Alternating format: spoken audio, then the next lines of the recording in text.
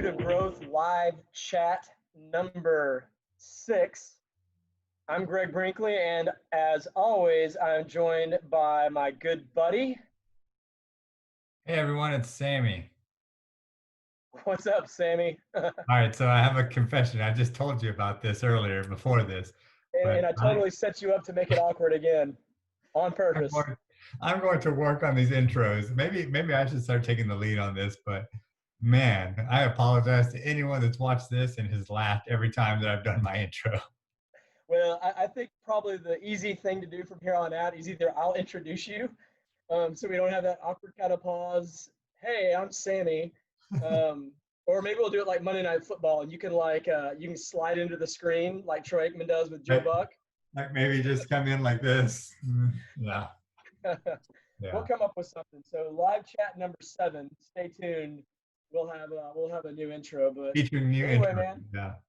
excited to chat tonight. The topic for tonight's discussion is lifelong learning, which is something that you and I both put tremendous value in. And in fact, in the book, The Pursuit of Growth, which will be available starting next week for you to purchase at livetpg.com. It's actually chapter 9. Is that correct? That Chapter is 9 right. in the book, and we talk about the importance of lifelong learning. And so for this discussion tonight, we're going to talk about why lifelong learning is important. What are some of the things that we're focusing on right now that fall into the category of lifelong learning?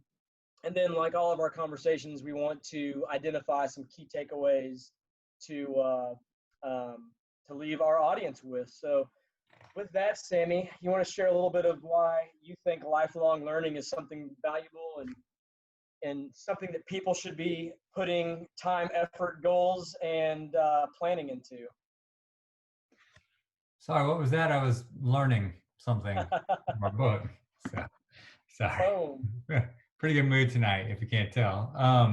Yeah, I was actually just trying to count out the pages because this might be one of the shortest chapters that we have, but I think it's also something that I know personally is something that I'm really glad that was included in this book because it's something I've changed in my life. For the longest time, right out of school, I even felt I was a subpar student throughout my entirety of my academic career, but I think mostly it went to dedication and lack of that to my studies. But yeah, now it's something that I focus on tremendously. It's a passion of mine, learning, and I'm almost making up for all those years that I didn't get a chance to necessarily focus on it like I used to. But I love learning. And I never thought I'd say that when I was little, but I always liked learning outside of the school environment. So now I think I actually have the opportunity to do that. So I have found a lot of passion in finding new things that are interesting and then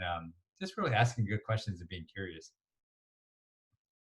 Absolutely. And, it's interesting is, when you study just the human body in terms of health and wellness, your brain is a muscle. And like any other muscle, it needs to be worked out. And it's really interesting to read the research and the studies that have been done on whether it's Alzheimer's disease or just good brain function and how lifelong learning and actually challenging your mind to continue to learn new things, whether it's hobbies and experiences, whether you're teaching yourself, you know, through games and puzzles or just different things that you might enjoy, or learning a new language or learning an instrument or learning, something to do with your everyday life or your relationships or your personal work. All these things are working out your mind. And as you continue to challenge your mind, it continues to get stronger and it continues to function better. And more researchers are talking about that's one of the keys to literally living really well into your older ages is prioritizing the consistent focus of lifelong learning throughout your entire life and never letting that be something that you let sit idle. And that's something that just really hit me hard. And as I looked at people that I've known in my life that were older and I saw them as they may have started deteriorating as they got older and just realized that, man, that's something that if I can do little things to be preventative of that, I really want to incorporate that and start early. And so lifelong learning is an easy way to go about doing that. Yeah, it's an underlying tone of the entirety of the pursuit of growth. If you think about it, it's everything we're talking about, everything we do. It's all about lifelong learning and has that underpinning. And so I think, like you mentioned, everything from a hobby or a skill to even sharpening your skills. Like for me, I'm a marketer and a graphic designer. So there's constantly something that I can be learning that's new, learning that I'm looking at new ways to utilize programs or learning new tactics or techniques. And I focus a lot on strategy and finding best practices and that kind of stuff. So it's interesting that also there's so much to learn out there, like, and I think that's what makes it fun, because if there's any topic that you ever have an interest in, it could be from mountain biking, like something that we're getting into right now. I'm kind of a gear head, so I'm looking at different types of gear or new seat or a new tool or water bottle or whatever it is, all the way down to something that I from a daily perspective, learning, utilizing new platforms for marketing or graphic design, whatever it is. So yeah, I think it's something that's really important, and you do see those people. I love speaking to people that a little bit older, that have a lot of those experiences they learned, but and they're apt to tell you some of the things that they picked up along the way too. So I think it's key. It's something that's fun to do, and it's something that I think that everyone should continue to strive to at least try and learn something new once a week, something like that. So just to keep that learning muscle going, like you mentioned. What's been helpful for me is I try to and look at my life and say and ask myself some questions. So, what are things that are important in my life now that I need to maintain? So that maintenance learning. So things like that revolve around my work that I do or my relationships. My close friends, my family. How can I continue to learn new things to be able to maybe assist or serve them? I look at my hobbies and experiences, like we talked earlier, which is things that I really want to do that I enjoy, and how can I learn to get better at those things? Or if there's something new that I want to get into, what will it take for me to learn to be able to actually put that into place? And then I think about what are items in my life that are important for my overall well-being. And so maybe I'm not as quite as excited about learning about saving for retirement as I am learning a new sport to play. But if I realize how important that is to to myself, to my family, to just everything that I do, how can I grow in that? So what's my plan on educating myself to be able to be wiser with my money, wiser with my investments? What are the questions I should be asking? Who are the people that I should be talking to? And how can I continue to learn those different things? So it's really what are things that I can maintain? What are things that would be more beneficial to me? And then also, who can I turn to that can help me to do those things? So I think that we live in a day and age now where learning, like you mentioned, it's everywhere. From the internet to books to podcasts to TV. There's so many channels for us to learn, or go back to school, do night classes, do curriculum online, or just find people that already know what you want to learn and kind of build that mentorship relationship with them. And we've never lived in a day and age where learning is at our fingertips like it is now. And I think, and I'd like to know your opinion on this, but I think one of the biggest obstacles is we also live in a day and age where our entertainment is also at our fingertips. So how many people will spend, 4 hours during a given night and on the couch just watching, TV just to kill time, when maybe they could have taken 2 hours of that 4 hours and dedicated it towards learning something that was going to add value to their lives. And how do we really convince and influence and encourage people to start thinking that way? Yeah, I'm glad you mentioned about that ease of learning, because if you think back to, we live in an interesting time in which you and I are of the age where we can remember going to libraries, and that was like the source of knowledge, right? Oh So yeah. I mean, I think one of the hardest things in the entire world was finding that source of knowledge. And you know why? Because of the Dewey Decimal System. Like Hmm. something that totally makes sense once you get to know it, but rather intimidating whenever you're first looking at it as a young kid. But now, you'd be able to type anything. It's not even a function of search anymore. It's literally you Google it. Like it's now a verb. And so it's all there. But I think that with the variety of information that's out there and with the variety of channels that's out there too, you really need to hone in on something that's going to work for you. So for instance, I love listening to podcasts. It's probably because I can multitask and still retain. And so I love hearing things like be it on my commute or be working on something else. I just have something on the background, going for an evening walk, whatever that may be. And but I also like watching videos, but I do find that it's a little bit more distracting because if I'm trying to do two things at once, I can't necessarily focus on the learning aspect. So that's something that other people can do too. You don't have to sit and dedicate sole time to learning.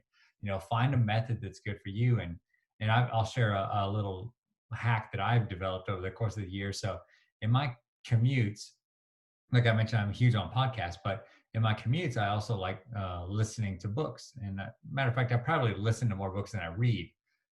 But if I've listened to a book or I'm partway through a book and I'm really enjoying it or I'm really gathering a lot out of it, then I go back and actually purchase the book so that I can go back and kind of highlight and flag or earmark different pages or different sections that I want to reference back to later on down the road.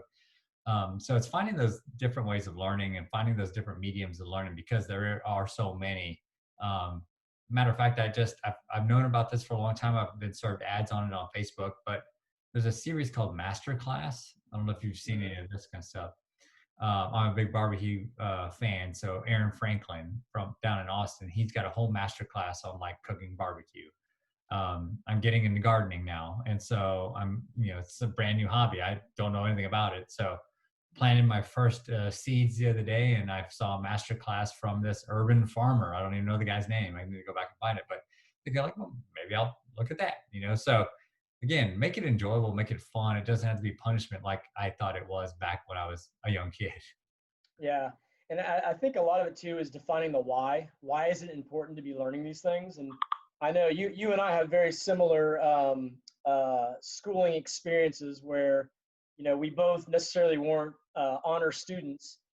And, it's funny, and I talk about this in the book, that I always kind of just adapted the mantra that I was a slow learner and that I wasn't a good student. And, maybe that I wasn't as smart as other kids. And I really didn't care. I was kind of like, yeah, that's just the way it is. And so I'm going to focus more on the social aspects of school and everything that came along with that. But in reality, I was not a slow learner. In reality, I wasn't smart. I was unfocused. I was undisciplined. And I didn't have a good, solid understanding of why education was important because I lived with this very narcissistic and very selfish mindset that, things are always just going to go my way and it'll eventually work out. And that lasted me up until it didn't. And it was a slap in the face. And I realized, wow, I've really got to work for things and I've got to put effort into things. And even today, one of the things that I've really, really brainwashed myself into believing is that anything that I fear, anything that I'm anxious about, anything that I look at as being a major obstacle in my life, my response is, okay, well, how do I learn to overcome it? And it's that confidence that comes from my belief that I literally can put a plan together with the help of others, with my focus and my drive, and learn how to overcome these things. And when you attack life that way and you attack your storms, it just gives you a whole new passion for life. And I'm saying that based on my behalf, but I truly believe that can be universal for anybody that approaches things that way. And that's why it kind of goes back to what you talked about when we started this chat, is that lifelong learning is really one of the foundational elements of the pursuit of growth. It's based on this active progress and continuing to push and grow and learn as we go through life. And maybe one of the biggest areas that we can learn from is our failures and the things that we do and the mistakes we make and how we can understand, okay, well, this is an opportunity to get better from a failure or from a mistake or from a trial. And I think that's just such an empowering mindset to have. Yeah, and there's a lot of challenges that you can face, and I like that you brought up that kind of that book "Fail Forward" was the one that had a lot of impact on me as well. Because, and I don't mind saying that I failed at something. I know that there's often a phrase that I think even you use it sometimes, like you either live or you learn, or you learn or you win, or whatever it may be. You win or you learn. Yeah, And because even if you fail, if you learn, you still win. Yeah. No, I mean, I'm totally down with that too. And fail, win, learn, whatever it is, like you're going to take something out of what you've Hmm. either you want or you failed or you learned, whatever it is, but you're going to gather information that's going to help you make that next decision, either be wiser or you're going to make another mistake, but then you'll learn from that as well. Hopefully, that's as long as you train yourself to kind of do that. Um, but yeah, I think that that's one of the keys too, is that having the mindset of, looking at a situation or a challenge and saying like, especially if things didn't go your way, it's like, number one, was I prepared? Number two, was there anything that I could have done differently that I know I should have done differently? And then number three, it's like, what can I do next time?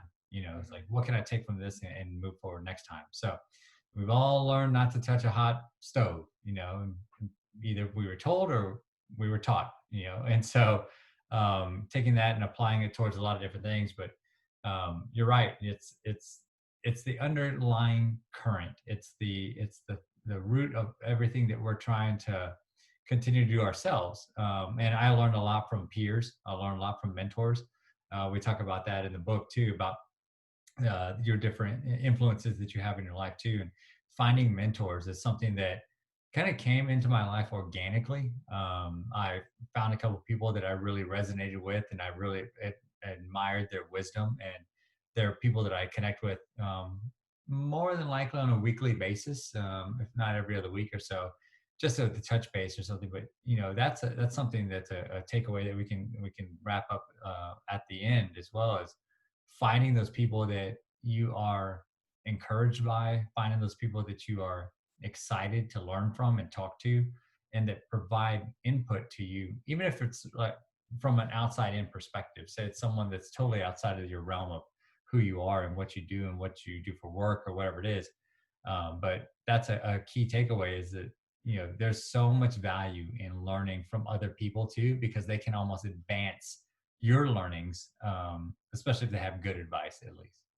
Yeah, if you look back at history, in the last, what, 100, 200 years or so, we've seen the rise in like academia.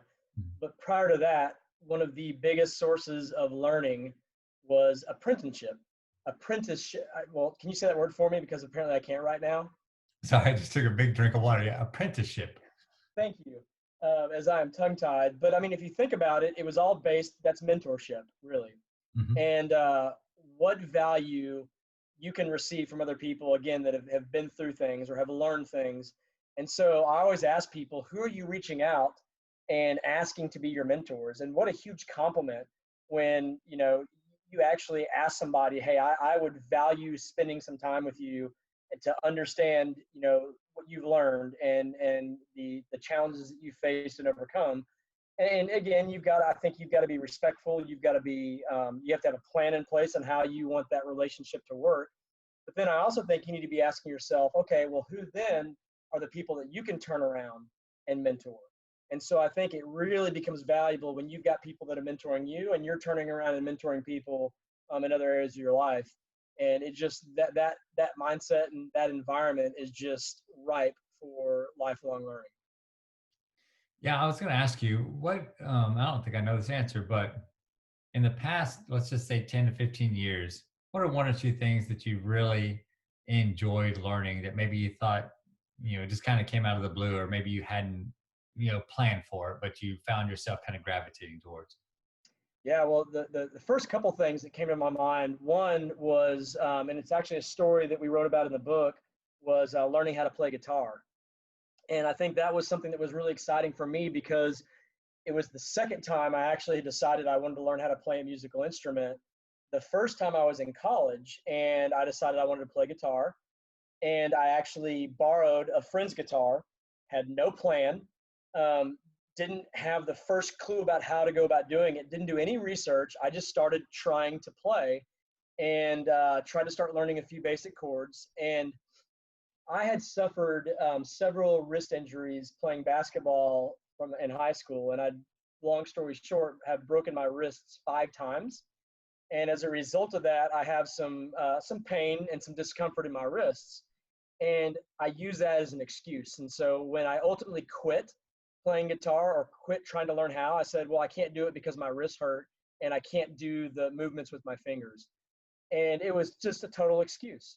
And as I continued to grow, fast forward probably 10 years after that, um, I had made the decision that, you know what, I want to learn to play guitar and I'm not going to accept no for an answer. And this time around, I actually had a plan in place. I had all the discomforts and challenges that I identified in the past. I was going to have a plan on how to overcome those. And long story short, I taught myself with a plan and help and, I guess a lot of determination. Within 3 months, I was playing, tons of different songs. And so that was something that was a kind of just a cool accomplishment. And then the second thing that came to my mind was really what we're doing now. And you and I have started basically a business with the pursuit of growth and where we want to take it. It's starting out, very small, and we've got some grand visions for where we want to take it.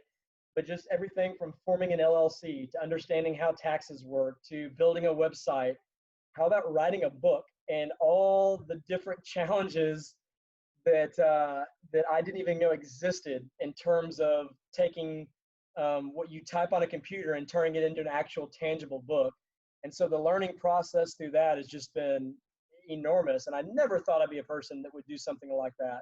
So those were two areas that definitely jumped out at me. So throw that same question back to you. What are one or two items that you've been I guess have made an impact in your life in terms of learning? Yeah, there's something about in my DNA. My parents are both mechanically minded, and so I've always been so interested in the way things work. Matter of fact, I know from when I was a little kid, I used to take apart so many different things and put them back together, and usually have spare parts left over. But I was always been interested in really digging into how things work. So I mean, moving all the way, and you think about some of the stuff that I do for a living is, some graphic design, very scientific, the approach to Mhm. placing things on a page and the way it looks and choosing colors and designs and whatever it may be, typefaces, um, to working those programs and really understanding how those actually, you change a setting and it adjusts. So I'm really tech minded. So with that being said, I think that's the advent of, all this online advertising. I was doing some today. I was creating some Facebook ads and just going back and like relearning some of the stuff that I hadn't done in a while, but then also like seeing some of the new cool things, features they put in, really reignited my love of it. So that was one of the things. So I guess the first one is to learning, reigniting that passion for like that tinkering and playing with some of the different settings and from a marketing graphic design standpoint. Another thing that I've I spent a lot of time doing is really trying to expand my mental horizon, my mental capacity. So what I do is I found myself as really getting interested in things that are much bigger beyond my comprehension. And sometimes it's too much. I mean, I can tell you I've listened to a podcast or watched videos on like theoretical like philosophy or even like physics and quantum physics and all that kind of stuff. I don't have the first inkling of what they're talking about, but it's like, gosh, there's some smart people out there that have figured stuff out that I'll never be able to figure out, and that's okay, and I'm okay with that. But I really started to reignite my passion for um, uh, thinking about like not only what's here and now, but what's beyond, and then thinking about the infinite universe and space and all that kind of stuff. And I've always been one to look to the cosmos even late at night and look at a telescope and that kind of stuff. So that's really been reigniting my passion because I've been teaching my daughters about it too. And so I think those two things really have been both kind of harkening back to stuff that I've always loved, but coming at it from a different mindset too, of wanting to learn a little bit more about it and what's bigger and more vast out there than space itself. And so that's one of those big challenging things. I was a little disappointed. Today is the 27th. Thought we were going to get to see the first manned space mission from the USA since 2011. It was supposed to launch today at 3:33, but it got called off within, it was only 16 minutes left before launch, and it got called off due to weather. And so a little disappointed, but they're going to retry it again on Saturday. So again, my my space antennas were firing, and I was really excited. But yeah, looking forward to seeing that too. So I guess that's the way to answer the question with two crazy things. Yeah, and as I look to the future, some of the things that I'm starting to really get into now, one is it's kind of, it goes a little bit towards the information you were sharing, but one is emotional intelligence, and just what really we can do to kind of help to grow, our mental capacities. And then even within that, getting more interested in psychology and really understanding how to influence behavior, and really understanding why people react the way they do, why certain people, respond a certain way versus another way, and just really learning more about kind of what drives people to do different things. So that's something that I'm really really interested in. And then another item, and this is something that's been an ongoing passion, is just learning more about my faith. And so really asking those difficult questions that so many people have, whether it's dealing with, the space and the afterlife, and just challenging questions, and identifying and going after and trying to find those answers to the best of our abilities. I just think is a fascinating pursuit. And so, love doing that. And then, I always love having, and you actually turned me on to this years ago when we were starting to write the book. And I think at the time we were having a discussion on like the things that we were learning. And you made a comment about it's always good to have something creative within the things that you're learning. So you're hitting different types of learning. And so I've always tried to ask myself, what's something creative that I'm working on? And so music, learning new songs is always one of those. Writing this book and the blog that's going to be coming out just fits right in that. And I love that it taps into that creative space. And then the third thing is trying to learn more about cooking and Yeah. really exploring different dishes. And for me, I almost look at that as kind of an artistic part of my life now, is like cooking and making good drinks and good meals. And I think a lot of that was inspired by the late great Anthony Bourdain, who you and I both are big fans of. Oh yeah. But Huge, I huge never really one. thought cooking or food was cool until I watched him and how it was such an important part of his life. And I was like, man, I want to learn more about food and more about making that a really cool part of every one of my days.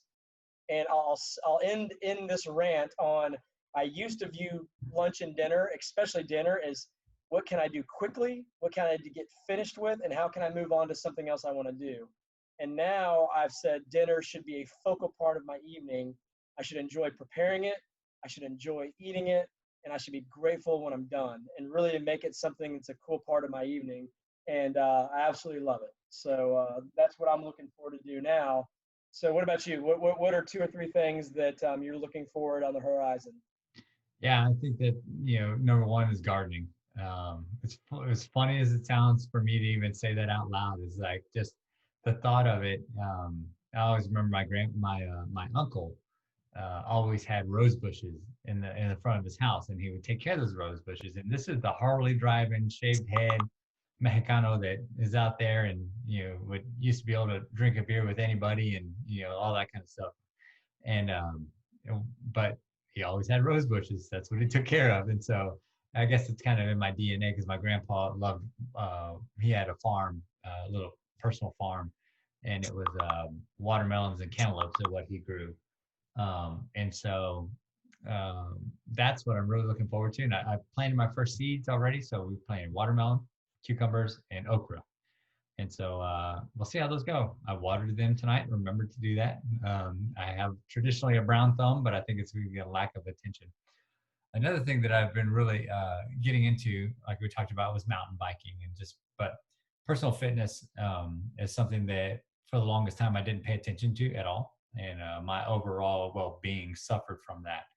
And so I love learning about our body, like what we have going on inside us, because it's fascinating. It's there's ways to manipulate it, there's ways that it heals itself, there's ways to increase endurance and stamina, and whatever that may be, just living a healthier life. So I study a lot about that, even down to the cellular level. Learning a little bit from different scientists that talk about ways that you can improve your life and that may add years to your life, etc. But I just find that extremely fascinating, especially as I get older as well. But I think you also mentioned about the creativity too. It's finding different ways for creative outlets, like taking in more art, taking in more music. I go to try it. Well, haven't done it in a while due to the current COVID conditions, but going to a concert, even a live performance of some type of either art or music or comedy or whatever it may be once a month. It falls into hobbies and experiences, but I also get the opportunity to learn from them as well and just appreciate them. So those are some of the things that I'm kind of currently in and looking forward to.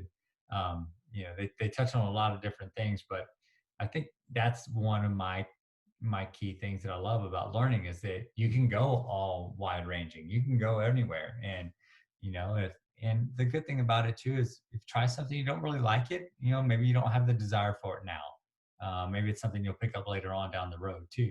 So again, just kind of tasting it, your appetite. I love what you mentioned about food because, the Anthony Bourdain, yeah, is one of my idols that I've always been drawn to. And, I, growing up, being of Mexican descent, is, food is a big part of our culture and especially caring for others through food. And so, like, yeah, having those sit down meals with friends and family are always key. So I'm really looking forward to being able to do that again soon. And being able to get back out and enjoying cooking and smoking, like brisket or something, or barbecue with everyone. Just know we're in for a feast as soon as we can open the invitation back up to everybody. Very cool, man. Well, as we start wrapping up this live chat, do you have a couple key takeaways you want to leave our audience with? Yeah, I think the number one thing that I want to share is that it's something that took me a long time to understand was that find a good mentor. I wish I had done it earlier. I look back in my life and I see people that have been my mentors, and now I think about it, I'm like, yeah, you know what, they were my mentor. Mr. Hahn back in gosh, fifth, no, seventh grade, I think it was. Like he was a science teacher and was someone that I really fully respected and understood and learned a lot from. And then look back at Dr. Watson. He was a professor that lived in my dorm, taught history, and was a jolly, big, jolly man, and talked and was an author and someone that was very powerful when he spoke about history. And then so yeah, finding those mentors and then latching on, asking good questions, and then like you mentioned, saying like, hey, will you mentor me? Will you be my guide? And then second is like to get outside of your traditional purview. So quick story about that is that I, for some reason, actually I can probably remember why actually now as I'm saying this out loud, but I really got into the game of cricket, and this was probably 5 years ago, I would imagine. But the international cricket tournament was going on, and you had to stay up late because it was like in India or something. And a friend of ours, a mutual friend, Nafis, his team was Bangladesh, and they were in the tournament. So I just kind of started watching because he posted about it on Facebook. And so I started watching. I started learning the sport. I started to really like it, and I want to try it now. And like, it's just something completely outside of the realm of anything that I would ever even think that I would like or enjoy or understand. And so yeah, it's having that mindset of looking towards new and exciting things and testing them out. So living with those two things, finding your mentor, and then kind of look for things that are outside in that creative realm. Yeah, I love that. And looking back over the last 10 years, even as we've had this conversation, there's so many things that I've learned, whether it's how to play soccer, which is something that you and I did together. We'd never grown up playing soccer, but we put together a soccer team and played for several seasons, and just learning the sport and learning the ins and outs of that was a blast. And just the things that I've learned in terms of my health and wellness, the things that I've learned in terms of being able to plan, things I've learned about people, relationship, and it just goes on and on and on and on. But I think what I want to leave the audience with is really ask yourself what it is and why that you need to learn, what it is you need to learn and why. And then it's so important to put emphasis on developing the right type of plan to help yourself to do that. Because I think in many circumstances where people go wrong is they have this interest in something and they may jump into it, but then one of 100 variables appear and take them off course, and then before you know it, there are those people talking 6 months down the road, man, I wish I would have, or Mhm. I wish I still could do. And having that plan, that roadmap to guide you is so key. And if that's something that you're thinking about right now, and you're like, you know what, I could use some help in a roadmap, I want to encourage you to reach out to Sammy and I. And that's one of the things that we do. That's what our book is all about, is developing an actionable plan to help you accomplish these goals, to help you put things in place to be able to learn. And so hit us up on social media, hit us up on our website, www.livetpg.com. And we're happy to chat with you and help you to put a plan together. Yeah, that sounds great. I think everyone's going to get a kick out of that chapter. I think they're going to take something out of it too. And obviously, everything in the book I feel like, is good and actionable. And that's what I love, the way the book is formatted too. So, again, small but mighty chapter, undertone of probably the entirety of the book itself. So, again, I appreciate the fact that we've been able to learn a little bit more about that and then add that in. But yeah, as anyone, even if it's something that you don't, I don't know much about, I'd be happy to talk to you about it, at least give you some insight into learning how to learn a little bit, because I know that was something that I take a lot of pride in, is understanding how to learn, or learning how to learn, I like to say. So yeah, hit us up, social media, we're here for you. Very good. Well, with that, we'll wrap it up. So we'll see you next week. Peace.